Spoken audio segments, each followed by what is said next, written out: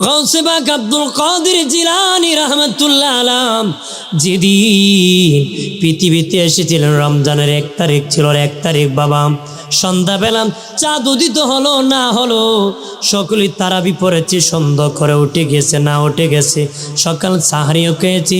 সকালবেলা সবাই আবু সালেহ বাবাজি গাউসে পাকের আব্বাজি ছিলেন, বড় মসজিদের খতিব, বড় আলেম, যুগের বড় খতিব ছিলেন। ওনার বাড়ি যাইয়া লোকেরা বললেন, দাঁড়ালেন আবু সালেহ হুজুর বাড়িতে আছেননি। তখন উনি ঘরে নাই। উনার বিবি উম্মুল খায়ের ফাতেমা বের হয়ে বললেন, আপনারা কেন এসেছেন? আমরা এসেছি আজকে কি রমজানের 1 তারিখ নি জানার জন্য বড় হুজুরের বাড়ি। আমি বলতে পারবো না হুজুর বাড়িতে নাই, তবে একটা বলতে পারি, আমার একটা পুত্র সন্তান হয়েছি। আজকে সারির সময় দুধ পান করেছিল, সকাল থেকে আর দুধ পান করে না। মনে হয় রমজানের 1 তারিখ আমার বাচ্চা রোজা রেখেছে। ঘোড়ার লাগাম ধরেছি বাবাজি, গরুর লাগাম ধরেছি, উটির লাগাম, উটির জবান খুলে গেছে। আওয়াজ দেখো আব্দুল কাদের, তোমাকে তো আল্লাহ এই জন্য বানায় নাই, তুমি উটির লাগাম ধরার জন্য আমার আল্লাহ বারে তাআলা তোমাকে বানায় নাই। তুমি উটের রশি ছেড়ে দাও, দ্বীনের খেদমতে তুমি ঝাঁপিয়ে পড়ে যাও। ওলি আল্লাহ যারা হয়েছেন বাবা, তাদের হাত আল্লাহর কুদরতি হাত হয়ে গেছে, তাদের পা আল্লাহর কুদরতি পা হয়ে গেছে, তাদের জবান আল্লাহর কুদরতি জবান হয়ে গেছে, তাদের কান আল্লাহর কুদরতি কান হয়ে গেছে। ব্যাখ্যা কি? তাদের মুখ আল্লাহ বেজার হবে কোনোদিন বলে নাই, তাদের কান আল্লাহ বেজার হবে এমন কিছু শুনে নাই, তাদের হাত আল্লাহ বেজার হবে এমন জায়গায় ধরে নাই, তাদের পা আল্লাহ বেজার হবে, রাসূল বেজার হবে এমন রাস্তায় হাঁটে নাই। আর আমরা ওই পথ ছাড়ে না। বড় গান শুনলে কান ফালায়, কোন গান গায়? হ্যাঁ, যাত্রা শুনলে 3 ফালে, বড় জঙ্গল দৌড়ে আছে না? আরে বাবা, বাপও যায়, ফুতো যায়, দাদাও যায়, মুখ বাইন্দা বাপ পুতে কুস্তি লাগছে। হ্যাঁ, ও যদি গানের ফেন্ডেল হইতো এলাকা জাগা হইতো, নারী পুরুষ গুন্ডা পোলাপান বুড়া ঘোড়া কেউ মিস হইতো না। মিস হইতো? কারো মিস হইতো না। আইব গো, কে আইব, কমুক আইব, দেখে একটা নজর। হ্যাঁ, কিন্তু ভালো কাজে মানুষ কম হয়, কারণ শয়তান বেশি, ভালো মানুষ কম। ভালো মানুষ কি ভাইরা আমার খেয়াল করেন ভালোভাবে, জান্নাত মামুর বাড়ি না বললেই পাওয়া যাবে বাবাজি, জান্নাত কামাই করতে হয়। জান্নাত মামার বাড়ি না, বাবা বিয়ে করছিল, সত্য পাবেন, টাকা পাবেন, জান্নাত কামাই করতে হয় বাবাজি। পিরানির পীর দস্তগীর মহিউদ্দিন আব্দুল কাদের জিলানী, আমার গাউসে পাক আব্দুল কাদের জিলানী রাহমাতুল্লাহ আলাইহি কেমন অলি, যেমন মা তেমন বাবা, বাবা যেমন মা তেমন বাপ কা বেটা সিপাही का गुलाम, পুরানা হলে उसके তোরা তোরা। হ্যাঁ, বাপ যদি ভালো হয় সন্তানও কি ভালো হয়। বাপ যদি আকাম করে কব খার করে ছিল না নে হেও ফুটটুস বাজাইব। হ্যাঁ, বাপ ভালো তো বেটা ভালো, মা ভালো তো মেয়ে ভালো, গাই ভালো তার বাছুর ভালো, দুধ ভালো তার ঘি ভালো, দুধে ভেজাল ঘি খাইলে পাতলা পায়খানা হবে। পাতলা পায়খানা হইব না? ভাইরা আমার খেয়াল করে ভালো করি, আমার গাউসে পাকের আব্বা জান আবু সালেহ মুসা জঙ্গি কেমন বাবা বুজুর্গ ছিলেন, কিভাবে খাওয়ার চিন্তা করতেন, কি খাইতেছি কার খাইতেছি। আজকে দুনিয়া খায়া বড়াইলিছে বাবা, খবর নাই, খাটটা খাইছি ক্ষমা নাই, আদালতে জবাব দিতে হবে চিন্তা নাই। আবু সালেহ মুসা জঙ্গি রাস্তা দিয়ে নদীর কিনার দিয়ে যেতেছি, দেখি সমুদ্রি ফল ভেসে যেতেছে।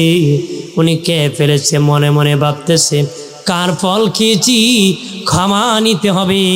হেঁটে হেঁটে দেখে বাবা একটা ফলের বাগান, বলে মালিক মনে হয় আপনার বাগান থেকে ফলটা গিয়েছে, আমি ক্ষমা নেওয়ার জন্য আপনার দরবারে হাজির হয়েছি।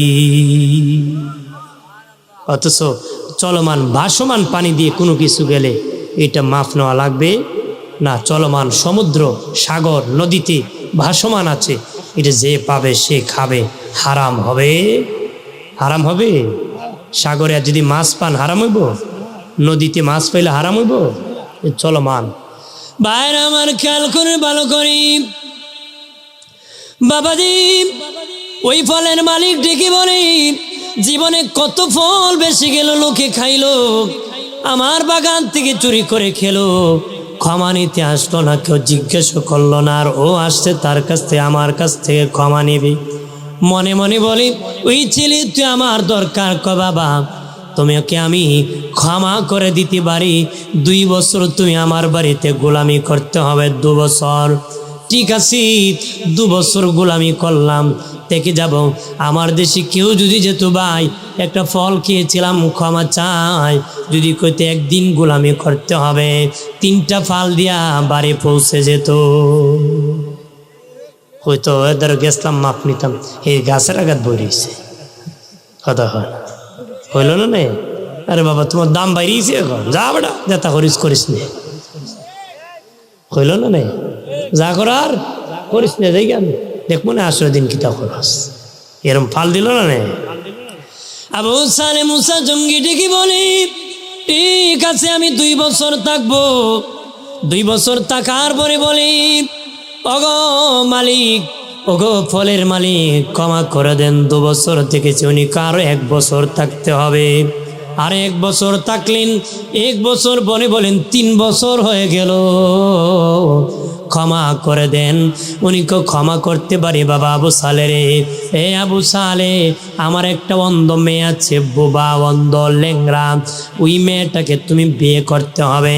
উনি কো ঠিক আছে, যদি বিয়ে করলে ক্ষমা করে দেন, এমন মেয়ে বিয়ে করতে রাজি। ল্যাংড়া, বোবা, ল্যাংড়া, বোবা, হাটকাল, এমন একটা মেয়ে বিয়ে করতে চায়।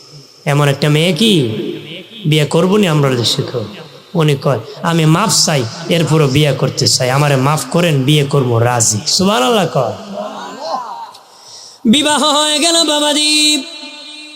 আবু সালে মুসা জঙ্গি ওনার হুজরায় বসে আছেন, আর বাবা ওনার বিবি শরবতের গ্লাস হাতে নিয়ে হুজরায় প্রবেশ করবে। বাবা উনি তো বলেছেন, ওনার শ্বশুর বলেছে ওনার বিবি ল্যাংড়া, কানা, বুবা, বাবাজি হাটকাল বলেছে, বয়রা বলেছে, কিন্তু দেখে হাঁটিয়া হাঁটিয়া পূর্ণিমা আর চাঁদের চেয়ে সুন্দর এক নারী প্রবেশ করেছে। কয় কে? আমি আপনার বিবি। আবু সালে দৌড়ায়া ঘর থেকে বাহির হয়ে গেছে, দৌড়ায় বাহির গেছে। এই মহিলা কি আমার ঘরে ঢুকছে? ওই মহিলা আমার ঘরে ঢুকছে। শ্বশুরের কাছে আসিয়া বলে, আব্বা আপনার মেয়ে কই? আবু সালে রে, ইটি আমার মেয়ে তোমার বিবি, ইটি আমার মেয়ে তোমার বিবি। আব্বা আপনি তো মিথ্যা বলেছেন, আপনার মেয়ে নাকি বুবা, আপনার মেয়ে তো কথা বলতে পারে, বলেছেন হাটকাল, সেরি কানে শুনে, বলেছেন অন্ধ, সেরি চোখে দেখে, বলেছেন লোলা, আসতে তো পায়ে হাঁটে। বাবা আবু সালি, যেদিন আমার মেয়ে সাবালক হয়েছিল সেদিন থেকে কোনোদিন পা দিয়ে হাঁটিয়া ঘর থেকে বাহির হয় নাই। যেদিন সাবালক হয়েছে বেগানার আওয়াজ শোনে নাই, যেদিন সাবালক হয়েছে কোনো বেগানার সাথে কথা বলে নাই, যেদিন সাবালক হয়েছে তারপর থেকে কোনো বেগানার দিকে তাকায় নাই। আমরা দেশের বেড়ি চশমা লাগায় আডে যেন 5-7 বেটারে একসাথে দেখতে পারে। কথা কয় বিড়ি চশমা লাগায় পর্দা করছে, কিন্তু বিড়ি চশমার ফাঁকে ডাইনেও চায়, বামেও চায়। হ্যাঁ চাই কি না? বাইরে আমার খেয়াল করেন ভালো করি। ও বাবাজি বলে, বাবা আবু সালে এটাই তোমার বিবি? কপাল ভালো রে আবু সালে। হযরত আবু সালে ডেকে বলে, শ্বশুর আপনি যেহেতু মেয়ের জামাই বানাইবেন, আপনি বড় মতলববাজ, 3 বছর কেন আমারে গোলামি করাইলেন? আপনি বড় মতলববাজ, যেহেতু জামাই বানাবেন প্রথম বছরই বিয়ে দিতে পারতেন না, দিয়ে 3 বছর গোলামি করাইছেন। আপনি বড় স্বার্থপর রে আবু সালেহ। আমি স্বার্থপর নয়, মতলববাজ নয়। যখন তুমি আমার কাছে ফলের ক্ষমা নিতে এসেছো, আমি দেখলাম এত নেককার ছেলে আর পাবো না। আমার মেয়ে উম্মুল খায়ের ফাতেমাকে তার কাছে বিয়ে দেব। তবে রে আবু সালেহ, তখন আমার মেয়ের বয়স ছিল 9 বছর। 9 বছরের মেয়ে স্বামীর কদর বুঝবে না। ভাবলাম 2 বছর পরে বুঝবে। তোমার কাছ থেকে সুযোগ নিলাম আমি 2 বছর। 2 বছর পরে আমার মেয়ের বয়স 2 বছর হয়ে গেল। তখনও দেখি স্বামীর কদর বুঝবে না। তখন নিলাম আরো 1 বছর। এখন আমার মেয়ে 12 থেকে 13 পড়েছে।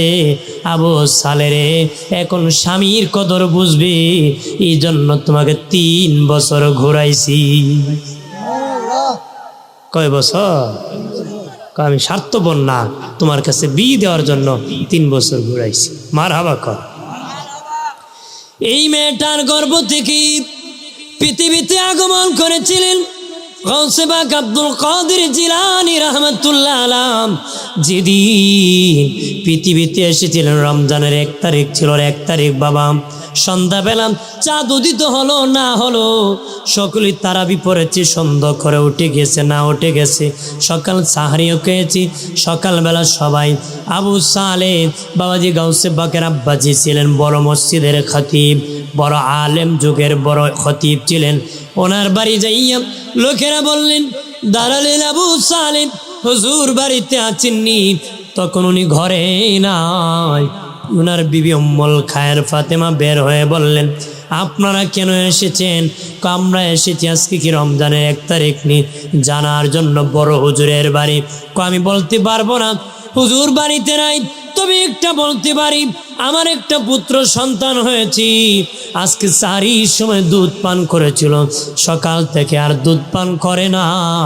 মনে হয় রমজানের 1 তারিখ আমার বাচ্চা রোজা রেখেছে। মনে হয় আজকে রমজানুল মুবারকে 1 তারিখ হবে। সুবহানাল্লাহ। আর জোরে কর। ভাইরা আমার খেয়াল করেন, গাউসে পাক বাবাজি ঘোড়ার লাগাম ধরেছি, বাবাজি গরুর লাগাম ধরেছি, উটির লাগাম। উটির জবান খুলে গেছে। আওয়াজ দেখো আব্দুল কাদের, তোমাকে তো আল্লাহ এই জন্য বানায় নাই। তুমি উটির লাগাম ধরার জন্য আমার আল্লাহ বারে তাআলা তোমাকে বানায় নাই। তুমি উটের রশি ছেড়ে দাও, দিনের খেদমতে তুমি ঝাঁপিয়ে পড়ে যাও, দিন শিকার জন্য তুমি বের হয়ে যাও। তুমি দিন শিকার জন্য এই উট রাখবা না, আমরা শরম লাগে। সুবহানাল্লাহ। আর জোরে কর। বাইরে আমার খেয়াল করেন ভালোভাবে। ও বাবাজি, মায়ের কাছে আসিয়া বলেন, মা আমি বহু দূর দিন শিকার জন্য চলে যাব। ওনার আম্মাজি 40টা স্বর্ণ মুদ্রা শিলি করিয়া বাবাজি বাণিজ্যিক কাফেলার সাথে পাঠায় দিলেন। আর যাওয়ার সময় ওসিয়ত করলেন, বাবা তোমার বাবা নাই, বাবা ইন্তেকাল হয়েছে। আমি মা তোমাকে আজকে আদেশ করতেছি, যাও, খবরদার জীবনে কোনোদিন মিথ্যা কথা বলেও না রে। হযরত আব্দুল কাদের জিলানী রাহমাতুল্লাহ আলাইহি রওনা হলেন। বাবা রাস্তার মধ্যে ডাকাত ধরেছে, ওই বাণিজ্যিক কাফেলাকে ডাকাত ধরিয়া সব নিয়েছে। ছোট্ট আব্দুল কাদের পাশে দাঁড়ায় আছে। এক ডাকাত আসিয়া কয়, বাবা তোমার কাছে কিছু আছে নাকি? বাবা পকেট সব চেক করছি, কিছুই পায় নাই। গাউসে পাক আছে, আমার কাছে 40টা স্বর্ণ মুদ্রা আছে। কয়টা? 40টা। আপনি লিখিতা কইলেন না? আল্লাহর কসম আমার ধরে কুস্তা নাই। আমার ধরে কি দুরমুজ দিলে পরে খুললে ভালো লাগে। কথা বলেন না, ঠিক না? ওই লোকটা ডাকাত ডেকে বলি, বাবা তোমার নাম কি? আমার নাম আব্দুল কাদের। কয় কি আছে তোমার কাছে? 40টা স্বর্ণ মুদ্রা আছে। কোথায় আছে? কই দেখো এখানে আমার মা শিলি করে দিয়েছে। শিলি দৌড়ে বড় ডাকাতির কাছে নিয়ে গেছে। বড় ডাকাত দেখে সত্যই 40টা স্বর্ণ মুদ্রা আছে। ও আব্দুল কাদির, তুমি তো ইচ্ছা করলে বলতে পারতাম আমার কাছে কিছু নাই, আমরা তো চলে যেতাম। কেন রে তুমি বললাম যে তোমার কাছে 40টা স্বর্ণ মুদ্রা আছে? আমি আসার সময় আমার মা ওসিয়ত করেছে, বাবা দেখিও জীবনে মিথ্যা কথা কয়ো না রে। এই জন্য বলতাম না। আমরা সলিমুদ্দিন কাকা বাসা আছে, সলিমুদ্দিন কাকা ফুলারে কয় বারান্দাত কারিয়া কয় আব্বা বাড়িত না। আব্বা কি বাড়িত না? ফুলাও বারিন্দাত কারিয়া কয় আব্বা কইছে, আব্বা গড় না। আব্বা কইছে, আব্বা ফুলাও সালাক, ফুলাও কি সালাক। এবারে মিশা কথা কইছি না, হাসে কইছে। বাপে কইছে বাপ গড় না। বাপ কি গড় না, হ্যাঁ বাচ্চে কি। বাইরে আমার খেয়াল করে ভালোভাবে। ও বাবাজি, ডাকাত দল চোখের পানি ছাড়িয়া বলে, আব্দুল কাদির তুমি ছোট্ট হতে পারো রে, কিন্তু তোমার মা বলেছে তুমি মিথ্যা কথা বলবা না, তুমি বলো না রে। আর আমার আল্লাহ হুকুম করেছে যেন মিথ্যা না বলি। আমরা মিথ্যা তো বলি, বলে পাপ করে হারাম ইনকাম করি, আর করব না। আমাদেরকে তওবা করে দাও, কামেল মুমিন হয়ে যাব। তারা তওবা করে ভালো হয়ে গেল। আমার গাউসে বাকির যোগী বাবাজি, এক স্বামী স্ত্রী ঝগড়া লেগেছি, স্ত্রী স্বামীরে বলে, স্বামীরে বুড়া হয়ে গেছে এখনো মুরিদ হও নাই, একজন পীর ধরে তুমি মুরিদ হয়ে যাও। বিবির সাথে রাতের বেলা ঝগড়া লেগি, স্বামী বের হয়ে গেছে ঘর থেকে, বিবিরে যারে পামু তার কাছে মুরিদ হব, মুরিদ না হয়ে তোমার কাছে ফিরব না। মুরিদ না হইয়া ফিরতাম, জেরে ফাইমু হেরদারে মুড়ি দিব। দেখে 3 সুরা 3 লোক হারতেছে, এবারে কয় জেরে ফাইমু হেরদারে মুড়ি দিব। ডাক মারছে, 3টা আসিল, সুর মারছে দৌড়, মারছে কি দৌড় মারছে।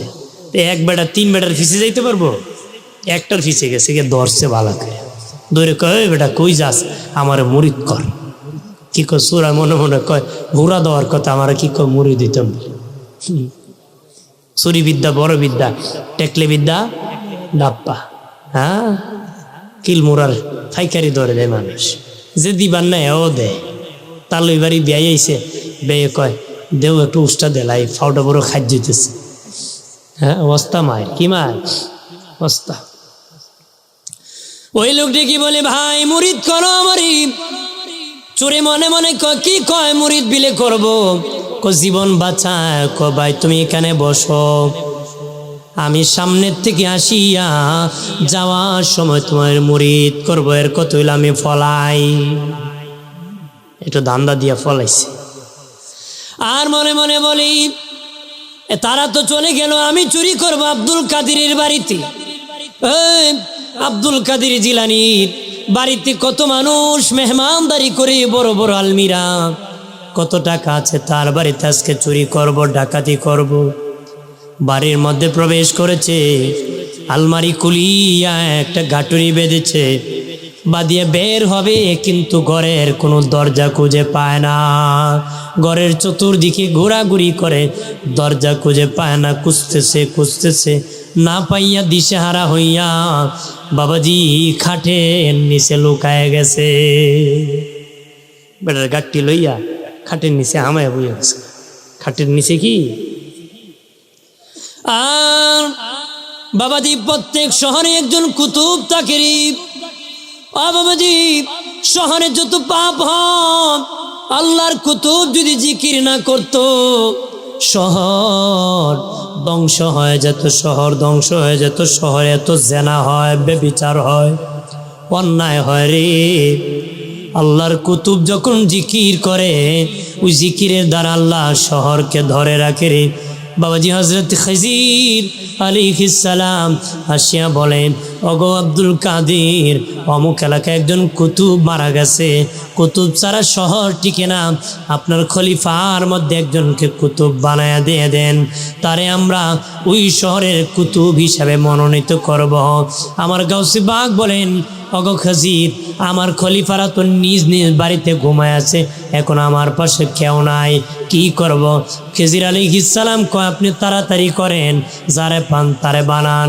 তখন দেখো আমার খাটের নিচে একটা চোর লুকাইছে, দরিয়া আমার কাছে হাজির করো। সুবহানাল্লাহ কন্যা। দরিয়া গাউসে বাগের সামনে আনা হলো। আমার গাউসে বাগ একটা নজর তাকালেন, চোরকে কুতুব বানায় দিলেন। সুবহানাল্লাহ কন্যা। বাবাজি কুতুব বানায় দিলেন। নেক নজর বদ নজর, অনেক কখন নেক নজর আবার কি? বাবা বদ নজর ভালো বুঝো, খাবার খাইতে অমুক ভাই সাহেব দেখছিল বদ নজর লাগছে, কলেরায় ধরছে। বদ নজরে যদি খারাপ হতে পারে, নেক নজরে চোর কুতুব হতে পারে, পারে কি না? গাউসে বাগ বললেন, খিজির, ওগো খাজির, নিয়ে যান, তার শহরের কুতুব হিসাবে নিয়ে যান। আর তারে বললেন, তুমি তো একটা লোকের রাস্তায় বসায় রাখছো, যাওয়ার সময় মুরিদ করবা, যাওয়ার সময় মুরিদ করিয়া তুমি যাইও। সুবহানাল্লাহ কও, মুরিদ করিয়া জানেও। বাদি স্পেনের একজন আলেম ছিল, নাম ছিল আন্দালুসি। স্পেনের একজন আলেম ছিল, নাম ছিল আন্দালুসি। বাবা আন্দালুসি আমার গাউসে বাগের সমালোচনা করত, বকাবকি করত, গালাগালি করত। আল্লাহ বলেন, আমার অলির বিপক্ষে যারা যাবে, আমি আল্লাহ তাদের বিপক্ষে যুদ্ধ ঘোষণা করি, যুদ্ধ ঘোষণা করি। বাবাজি ওই আন্দালুসির উপর আল্লাহর গজব নাজিল হয়ে গেছে, গজব নাজিল হয়ে গেছে। এক ইহুদির সাথে বন্ধুত্ব হয়ে গেছে, বন্ধুত্ব হয়ে গেছে। ইহুদির একটা বোন বাবা তার দেখে পছন্দ লেগে গেছে, বিয়ে করার প্রস্তাব দিয়েছে। ইহুদি কয়, ঠিক আছে, বিয়ে দিতে পারি, তুমি ইহুদি হতে পারো, ইহুদি হয়ে গেলে আমার বোনকে তোমার কাছে বিয়ে দিব। এমন লানত এসে গেছে, ইমান হারা হয়ে যাবে।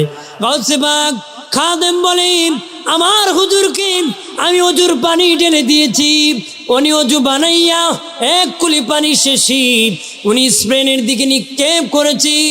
আমি বলি, উস্তাদজি কেন গো এই স্পেনের দিকে এক কুলি পানি নিক্ষেপ করেছো?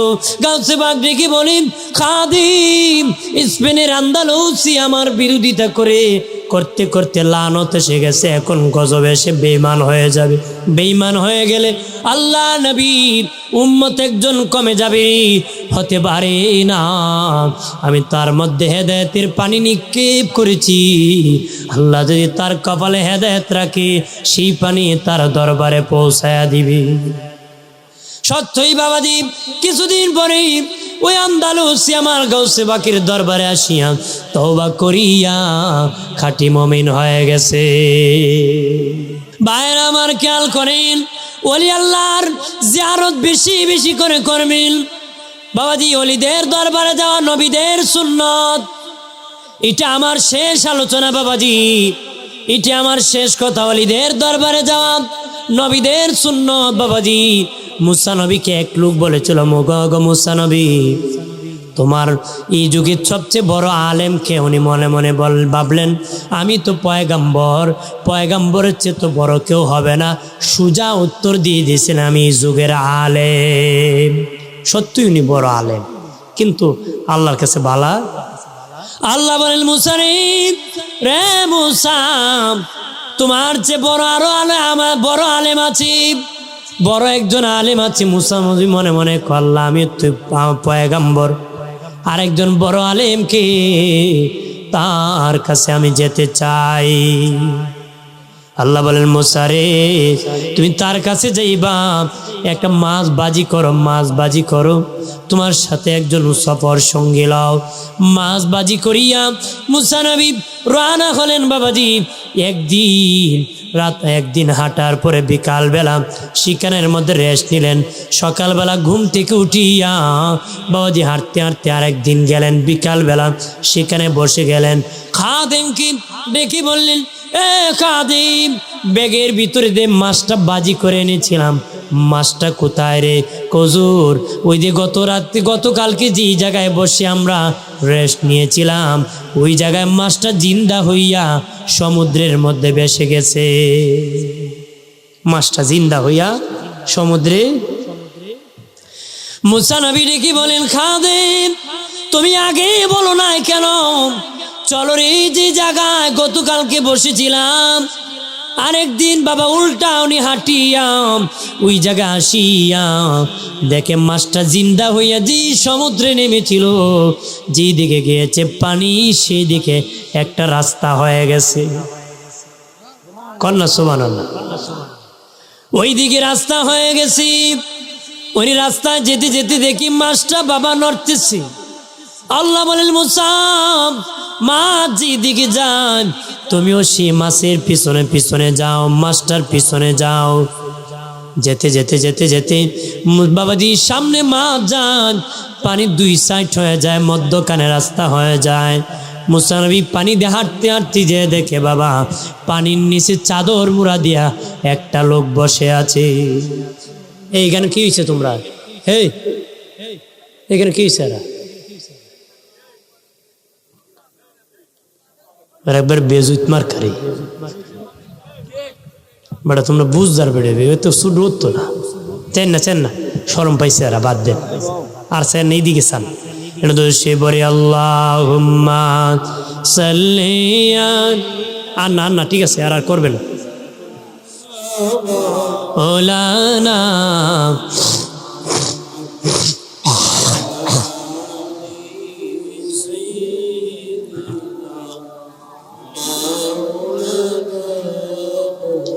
এই দুনিয়া পরে থাকবি, আমরা একদিন থাকবো না। যারে যারে কাঁদবি রে মন, কেউ না চাবে ফিরিয়া। আল্লাহুম্মা মহব্বতে ওলানা ওয়াইলালি।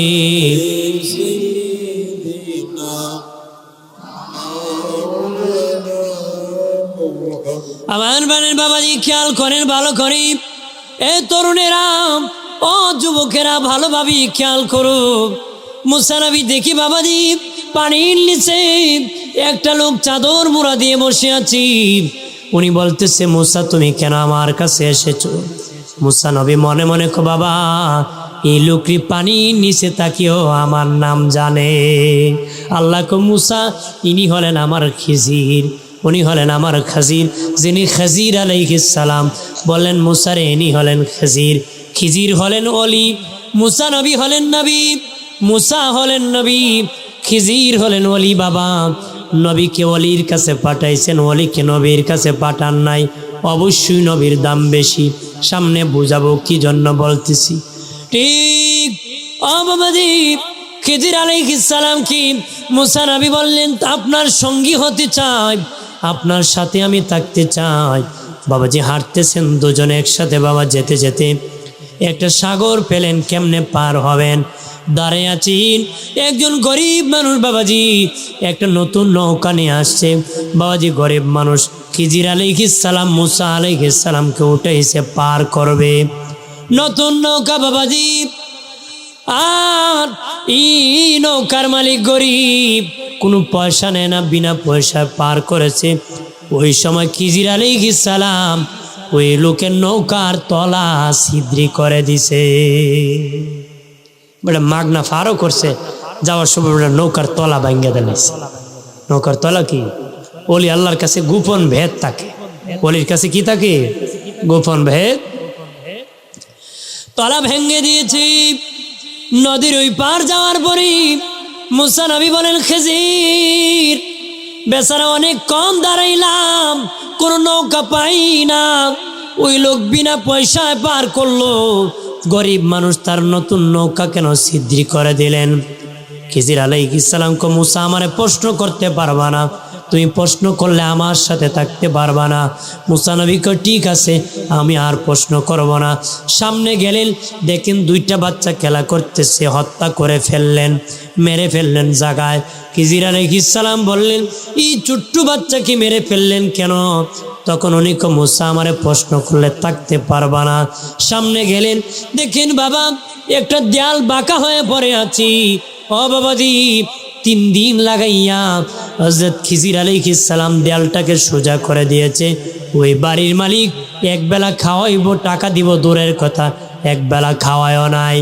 3 দিন পরে মুসা নবী বলেন, খিজির, ও খিজির, আপনি কেন ওই বাড়িতে দেয়াল সোজা করে দিলেন? মালিক টাকা দিব দূরের কথা, একবেলা খাওয়াইল না। খিজির আলাইহিস সালাম কো, দূর হন, আপনি আমার সাথে থাকতে পারবেন না, বারবার কেন প্রশ্ন করেন? এবার মুসা নবী বলেন, ওগো খিজির, আমি চলে যাব, তবে এই 3টা প্রশ্নের উত্তর, ঈদে ভেদগুলার উত্তর আপনাকে দিতে হবে। আমি চলে যাব ঠিক। 1 নম্বর, নৌকা কেন ছিদ্রি করলেন? 2 নম্বর, শিশু কেন হত্যা করলেন? 3 নম্বর, এই দেয়ালটা কেন বিনা পয়সায় সোজা করে দিলেন? সুবহানাল্লাহ। খিজির আলাইহিস সালাম ডেকে বলেন, ও মুসা, আমি যে নদী দিয়ে পার হলাম রে, এটা গরিব মানুষের নৌকা ছিল রে। ওই যুগের জালেম বাদশা কিছুক্ষণ পরে সমুদ্রে বের হবে, নতুন নৌকা পেলে সে নিয়ে যায়, নতুন নৌকা পেলে নিয়ে যায়।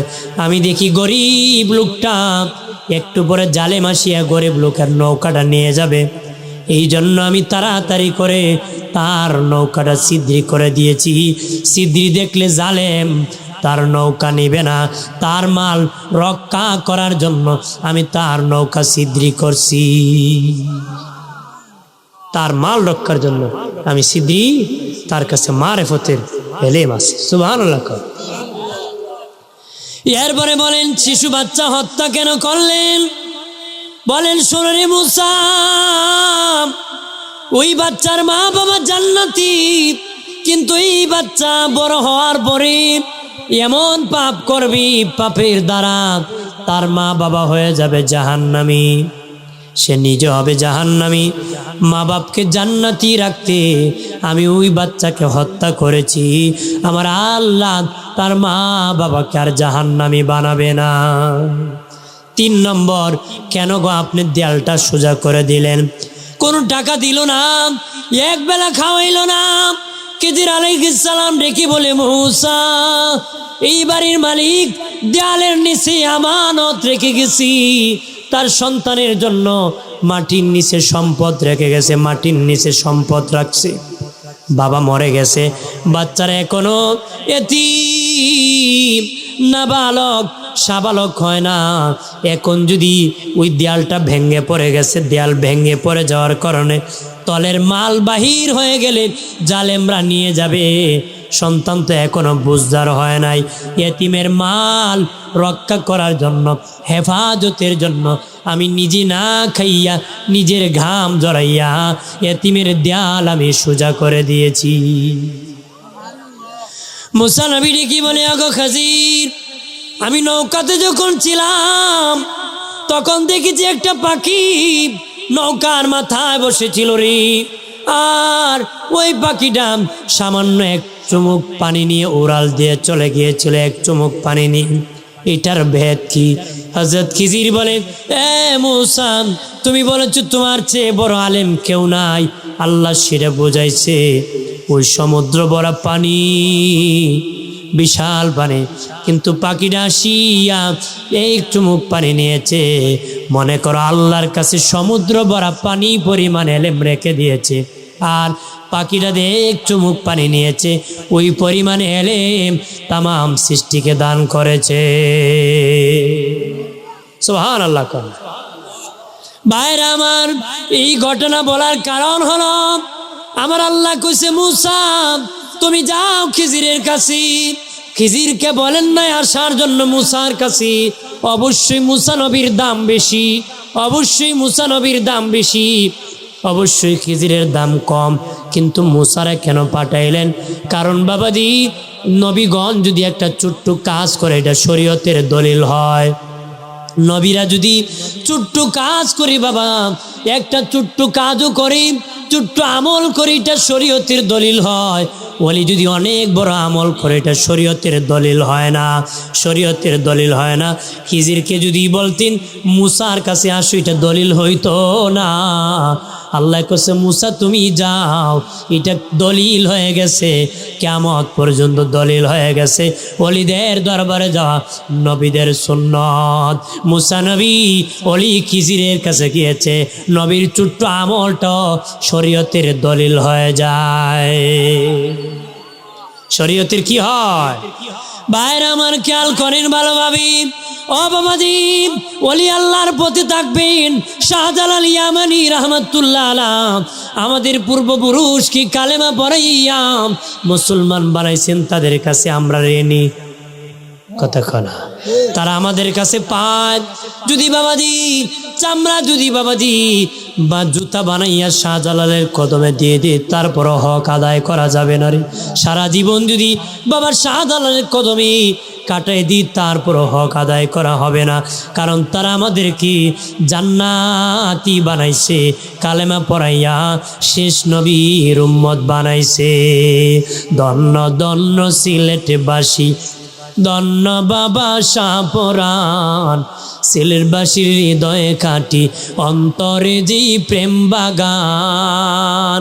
সিলেট জিলা বলির গাটি খাটি তাদের দিল ইমান, সদর প্রাণের শাহান শাহা শাহজালালার শাহপরাণ, সদর প্রাণের শাহান শাহা শাহজালালার শাহপরাণ। মারহাবা কর। আমরা ঋণী আছি তাদের কাছে, এই জন্য আমরা তাদের হক আদায় করতে হবে। তাদের হক কি আদায় করতে হবে। কারো কথার প্রতারণায় পড়ে যেন ধোকায় না পড়ি। ধোকায় কি না পড়ি। ধোকায় পড়বেন, ধোকায় পড়বেন না।